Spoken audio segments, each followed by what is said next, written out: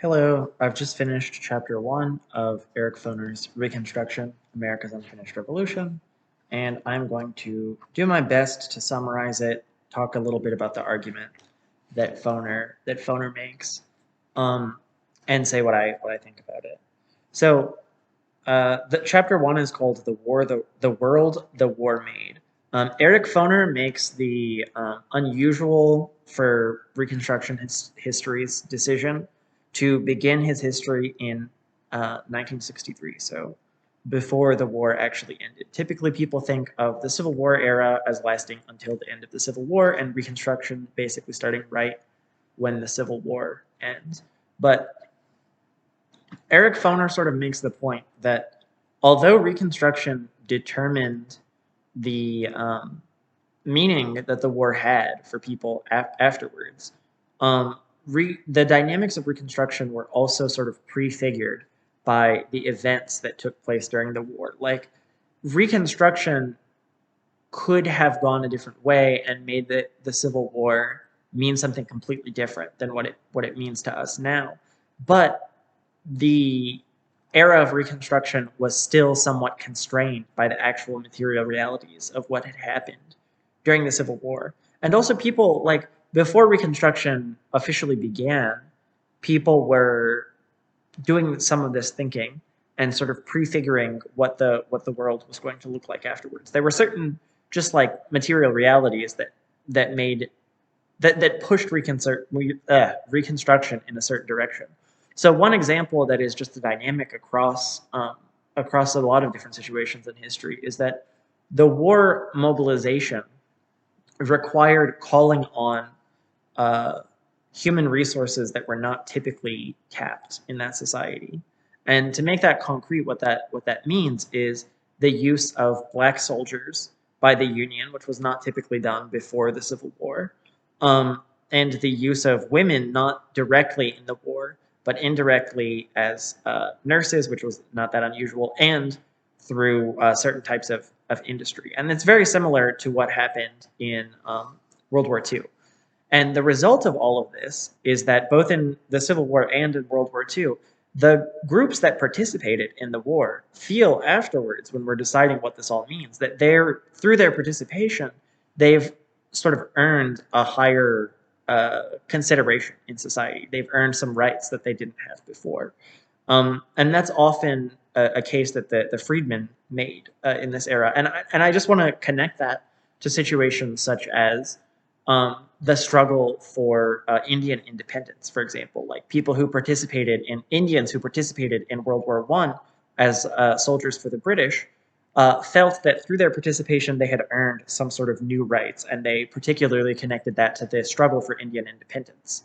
Like, we helped get rid of fascism, so we should have some like freedom for ourselves, if that makes sense. Like, in part, this was a war in both World War II and in the American Civil War.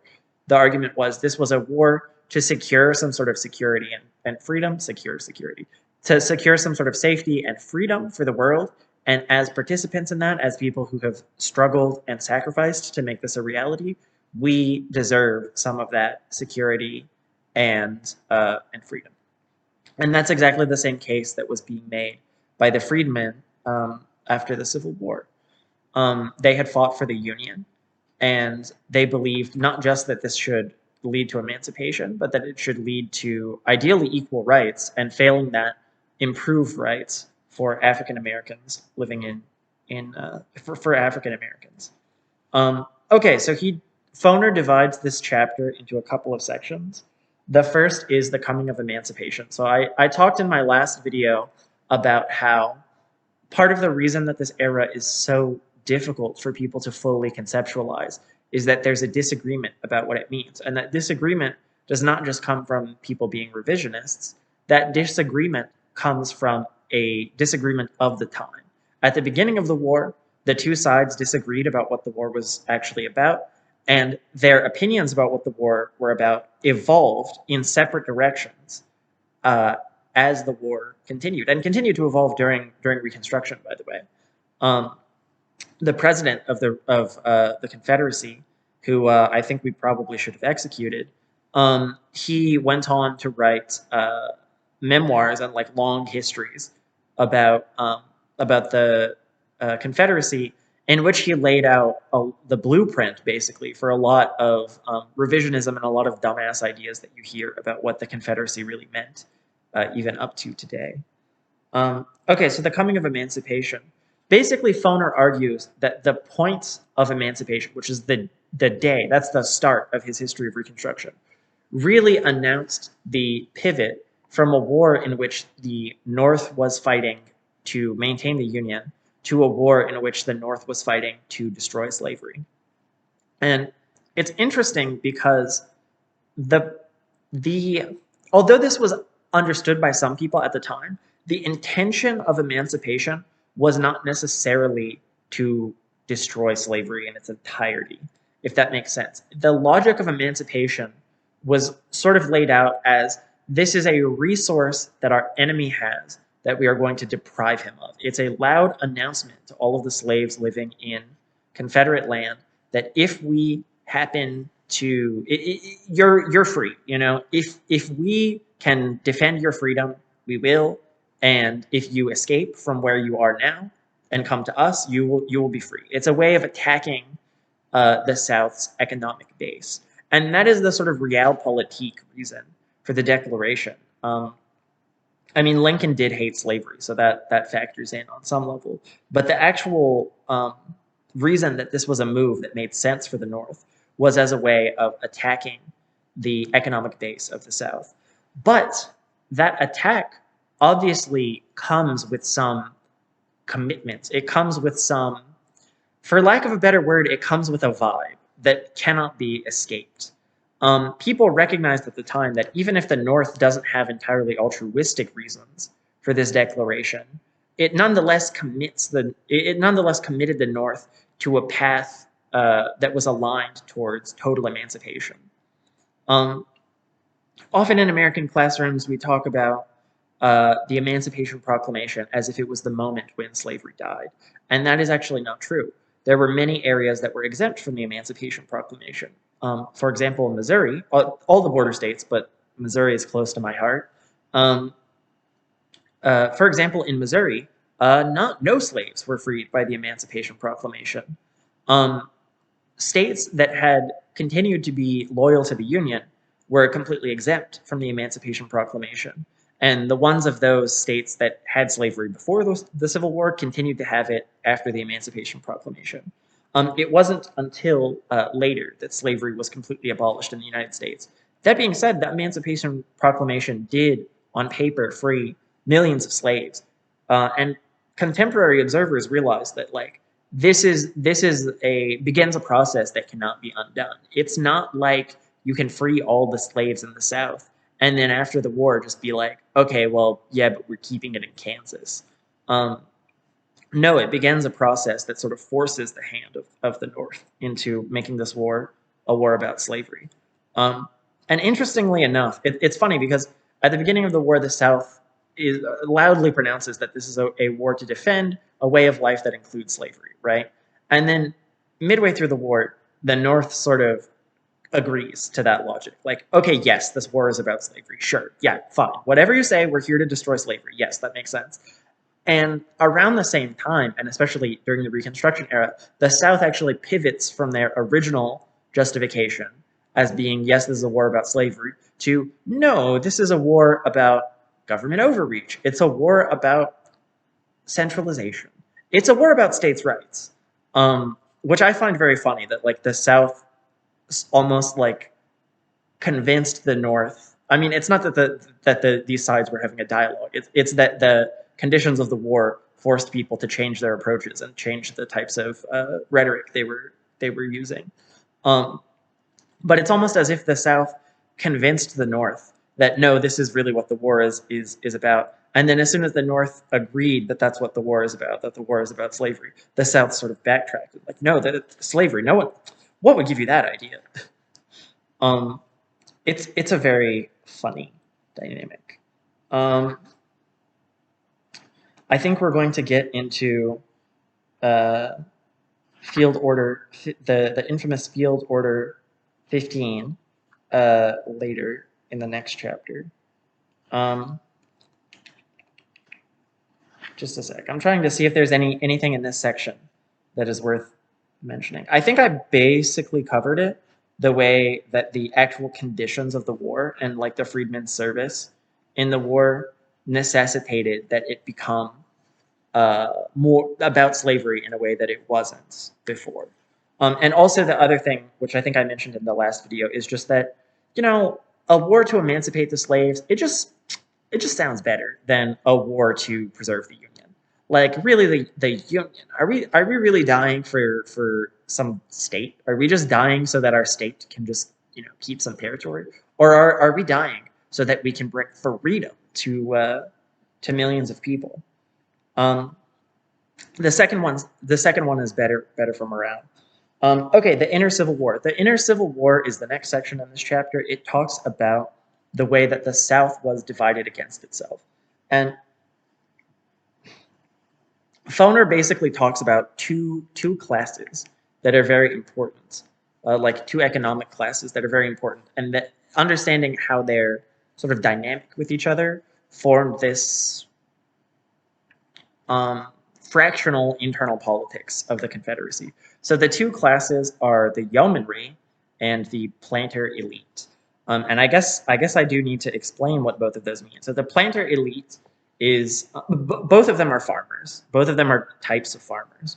The planter elite is sort of what we think of when we think of slavery. We think of like a guy who like lives in a mansion, owns like 500 slaves, and they do all the work for him, and he's like a little aristocrat of this you know, almost independent country. That's the planter elite. There aren't very many of them, but they have lots of power. They have lots of money. Often in American politics, those are basically the same thing. And they are the sort of brain of the Confederacy. They we put them in the center of our discourse about the Confederacy and in the center of our imagination about Confederacy for a good reason. They are the people who came together, who envisioned this project. Of course, though, since they make up a relatively small proportion of the Confederacy, they can't run society on their own, and they certainly can't fight a war on their own. In fact, many of them didn't fight in the war at all. And so they need allies, and one way they need allies and they need soldiers. And one way that they get soldiers is they just conscript people. The Confederacy was a state like any other; it had conscription, and the other way, the way that they get allies, is through these sort of ideological mystifications. Because ultimately, if you're fighting a war to protect slavery, and the majority of white people in your society do not own any slaves, you need to come up with some extra stuff to motivate them. You need to get them invested in slavery somehow. Unfortunately, Foner doesn't really address the form that ideological mystification took. I wish he did. It's a very interesting topic. Okay, the yeomanry. The yeomanry are a different class entirely. So the yeomanry have a very special place in American history. Yeomen are small-holding farmers who are independent. They might own some slaves, but the thing to keep in mind is that they produce everything that they need independently. So they have some land that they can farm, and everything that they need in life comes from that farm. Essentially, if the government imploded or if the government stopped existing at all, these people would be completely unaffected because they pretty much don't need the government. These guys played a very special role in the imagination of Thomas Jefferson as he and the other founding fathers were sort of envisioning what this country was going to be like. Thomas Jefferson wanted a central place for the yeomanry. He essentially thought of America as a yeoman republic. And the concept of a yeoman republic, it's very interesting the way that this idea evolves, because the concept of a yeoman republic sort of naturally implies a small, weak government, because the yeoman, what do they need a government for? Almost nothing. There's very few things that they need the government to do. In fact, some would argue they don't need a government at all. But what they need the government for is to ensure that another government doesn't come along and oppress them. If you're living in a, anarchist yeoman society, the biggest problem for you would be the empires around you who might want to, capture you and force you to pay taxes. Ugh. So basically, the yeomen don't really need a government for very much. They only really need it for self-defense. I guess the idea is that the only thing that can stop a bad guy with the government is a good guy with the government. So putting the yeomanry at the center of what you imagine your country to be sort of implies a very small government. And what's interesting about this is that even as the size of the government increases, even as the forces that are allotted to the government increase, this idea of a yeoman republic doesn't really go away. And what I find especially interesting and contradictory is the way that the planter elite sort of weaponize this concept of a yeoman republic in order to defend their own liberty as like proto-capitalists. The planter elite, they are not independent farmers. They own not literally a factory, but basically a factory that happens to produce cotton or whatever, or tobacco or whatever. And so it's two very different classes, even though they both are nominally farmers. And I mean, one interesting feature of the era is that although people are fighting with this idea of the yeoman republic in their hearts, the yeoman republic concept is already on its way out. It's dying. It will get a second lease on life as the colonization of the West continues, but it is clear to those who are paying attention that the progression of history and the development of technology is towards more interconnectedness and not less, and that very soon this idea that anyone can be completely independent in this way, let alone that the majority of the country can be, is going away. And yet that is still sort of the dream of the Confederacy. That's what they have in their heart, even if it's a even if it's a lie, even if the planters don't actually believe in this yeoman republic concept. It's just something that they tell themselves and tell their idiot soldiers to convince them to die for slavery. Okay, one more thing I want to say about the yeoman, actually, is that you get the representation of both of these classes all over the South, but there is a geographical distribution that I find quite interesting, which is that in general, and this is a trend that is repeated other places in history, but in general, in the plains, in flat, fertile parts of the country, places where farming is really easy, you get a growth of planter elite. It's possible to have these giant sprawling plantations, and that is what comes to dominate. In parts of the country where, for geographic reasons, that is just not possible, you have many more yeomen and more of a domination of sort of yeoman-oriented politics. And so those, in general, are more rugged terrain, so like hills and stuff. And this is the section of the book that I find really interesting because it connects to another book that I really enjoy, called The Art of Not Being Governed. And the central argument of The Art of Not Being Governed, it's oriented towards Southeast Asian politics. It has sort of two arguments in parallel, but the broad historical argument is for this trend in history in which the more unfriendly the terrain, the more free the people. The guy who wrote this book is an anarchist. He basically believes that less state equals more freedom. And his argument is that because states have a very hard time asserting centralized control over areas with more rugged terrain, whether they be mountains, hills, swamps, whatever, because states have a hard time asserting control there, that people are basically more free. They're further from the reach of the government, and therefore they experience some sort of anarchist style freedom. And this argument tracks on pretty well to the observations about the yeomanry. You have a dominance of yeomanry in an area in which the terrain is not friendly towards these large farms, and also you have a greater degree of independence from the government. Because remember, the core feature, the thing that makes a yeoman, is that they are able to provide everything they need for themselves. They're completely self-sufficient. In case it needs to be said, this class is dead and buried. It is not really possible to be a yeoman anymore. Even people who are able to create farms and like feed themselves, even people who just don't have to go to the grocery store, they achieve that by using tools that they can't make themselves. They achieve that with, industrial equipment like tractors and cars and stuff like that. So this yeomanry is not possible. I guess you could maybe argue that there are some extremely marginal exceptions. Like maybe you could argue that the Amish represents the last bastion of the yeomanry.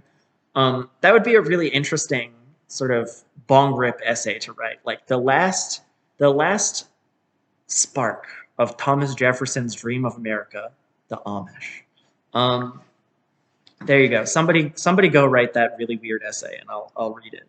Um, okay, the last section is called the North's Transformation. I'm honestly a little bit more shaky on the arguments in this part of the book. They seem to be a little bit more multifaceted, but essentially the argument is that this concept laid out in the Constitution that orients towards small government became less feasible during the Civil War. And once again, I think that this is a dynamic that you can see elsewhere in history. When two states clash with each other, when two societies clash with each other, the more centralized society usually wins. And the reasons for that are kind of obvious when you reflect on it. War is extremely terrible, and it's not really in my individual self-interest to fight a war. Um, it's really, even if it's for a just cause, like let's say, I don't know, the Nazis come back and it's time to fight the Nazis again. I'm very happy that there are people out there fighting the Nazis, but I as an individual would prefer to stay in my nice warm apartment and sip tea and I don't know, write articles about how bad the Nazis are rather than go out and actually shoot at them and be shot by them. So there's this dynamic in war where even if we want to fight a war, it's in every individual's self-interest to sort of stay out of things. And so what you need in order to win a war is to overcome that self-interest somehow. And there are basically two broad ways that you can do it. They usually work in concert. One is basically convincing people that they should go against their own like economic self-interest anyway, like either through nationalism or an appeal to their broader humanity or for ideological reasons. They should ignore the part of their brain that's telling them that being shot at is really bad, so that they can go and fight this war. And I'm not saying I necessarily disagree with these things, by the way. There are definitely wars that are worth fighting. There are wars that are worth fighting. Okay, the other much more effective way is to just tell them that they have to. And you'll notice that you can't really tell someone that they have to die for you unless you have a very centralized state. So there's this kind of, in the Civil War, the way that this applies is that there's kind of a contradictory problem for the North, but especially for the South, which is that the society which centralizes power most effectively is going to have a very big advantage against the other. And so even though the South, it's weird, even though the South is fighting for states' rights, I mean, they eventually say that they're fighting for states' rights. It's a component of what they're doing the whole time. Even though they're nominally fighting for states' rights, they're fighting for states' rights using a centralized government. They're fighting for states' rights using people that they conscripted through a centralized government which they just created, which is a very strange contradiction that I think if the Confederacy had survived the Civil War, I think it's a contradiction that would have played out in a really interesting way. That's a very interesting alternate historical timeline for people to think about. Like, what if the Confederacy, not necessarily the Confederacy wins, but the Confederacy survives the Civil War? You still have some sort of independent state that is founded on this idea, founded on the concept of the yeoman farmer, while in truth being dominated by elite planters, founded on the idea of states' rights and independent from the central government, but founded on that idea using the weapons of a centralized government. It would have been a very contradictory society that I think would have suffered some really interesting internal contradictions. Okay, anyway, the centralization of the North. Um, it's one of the features that set America on the course that it's on now. Is that you essentially have these things that the government does without really thinking about them. Like, it's not like people decided this is the path that we're going to go on because we like where this is going. It's more just that the government does things like creating a central bank and lending money, so that they can have money to fight the war. And then we deal with the consequences of that after the war is over. So you have all of these centralizing gestures made, not for the sake of centralization itself, not because the government is power hungry, although it definitely is, uh, but because that is what's necessary to win the war. And then once the war is over, it's not, first of all, once those centralizing things are in place, they can't just be undone. Power has a will of its own, and these powerful organizations obviously don't want to relinquish their power. And in some cases, it really can't be done. Like, you've created a central reserve that can issue war bonds, and undoing that is going to require either paying back all of those war bonds. So if you happen to have $2 billion lying around, that would be great. Or it's going to require that institution continuing until you have paid off all of those war bonds. So there are all of these moves that the North makes in order to win the war that sort of set it down a trajectory of centralization. Okay, great. I'm trying to think if there's anything else. I think I would just say that the centralization of power was represented at many different levels of society. It's not just an economic thing. It's not just a political thing. It happens in several places at once, and it leads us down the path towards the second American Industrial Revolution. Foner doesn't talk that much about the differences in like productive capacities. I'd be interested to read. Okay, let's be honest. I wouldn't be that interested to read it, but maybe it's a good thing that he doesn't mention it. The last thing that he talks about, which I don't really know how to fit into the narrative, but I think it's really worth mentioning, is the 1963 draft riots in New York. There's a Martin Scorsese movie about this, which if you don't know what the New York draft riots are, you should read about them a little bit and watch that movie in whatever order you choose. Basically, it is a set of riots that occurred in New York because of resentment about the draft. Remember, it's not just the South that was telling people they have to fight this war, whether they like it or not. The North was doing that as well. And because this was a time period in which the meaning of the war in the North had decidedly pivoted from we're going to keep the Union together to we're going to emancipate the slaves. Of course, people were saying both things the whole time, but the main reasoning went from keeping the Union together to emancipating the slaves. People's anger about having to fight in this war mainly expressed itself in terms of virulent racism against the African Americans who were perceived as like the beneficiaries of this sacrifice that they were being asked to make, which of course is true, but don't do a draft riot in this case. So yeah, basically there was this really horrible, almost like insurrectionary violence that resulted in a whole bunch of African Americans being lynched. I don't really know how to fit this into the story. It's a really horrible thing that happened in the North. I think it maybe just goes to show that racism, as much as like people sometimes like to pretend that this is the case, racism is not a Southern, like, it's not unique to the South. It's just that America has two different flavors of racism, and this was an example of the virulent strain of Northern racism. Okay, great. Anyway, that's the world the war made. It's the first chapter. I'm really excited to see where this goes. No spoilers. Don't tell me what happens next. Yeah, I think that's it. I'll see you next time. Bye bye.